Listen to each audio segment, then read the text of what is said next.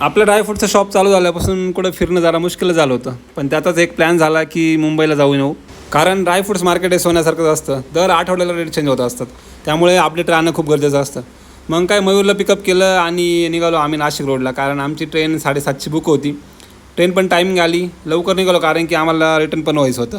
तर त्या 3 तासात आम्ही उतरलो ठाण्यामध्ये. तिथून जायचं होतं आम्हाला होलसेल मार्केटला. त्याच्यासाठी आम्ही ट्रेनचं तिकीट वगैरे बुक केलं लोकलचं. तिथून तुर्बे स्टेशन टू वाशी मार्केट आहे, आम्ही नंतर रिक्षानेच गेलो. ॲक्च्युली माझं 4-5 वर्षापासून येणं जाणं असतं, कारण की बिझनेस ॲज अ होलसेलर चालू केला होता, त्यामुळे ते सगळे कॉन्टॅक्ट्स आहे. माल परचेस झाल्यानंतर सहज म्हटलं की तिथल्या शॉपवरती आपण व्हिजिट वगैरे करू, कारण काही काही नवीन मटेरियल आलेलं असतं, काही प्रोडक्ट आले असतं ते आपल्याला समजतं. कारण तिथला होलसेल रेट आणि आपल्या शॉपवरचा रेट एकदम सारखाच होता, त्यामुळे तुमचा होलसेलचा अंतर वाचला.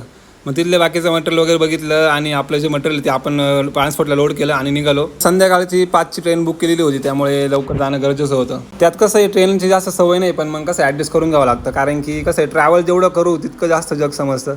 मग रात्री वेळेतच म्हणजे 9 वाजता आम्ही आलो नाशिक रोडला. तिथून मग मयूरला घरी सोडलं टायमिंगवरती आणि निघालो माझ्या घरी. त्यात आपल्या गाडीचे पण 11,000 किलोमीटर कंप्लीट झालेले होते. ठीक आहे, ही तर जर्नी अशी चालू राहणार आहे. तर भेटू पुढच्या ब्लॉगमध्ये.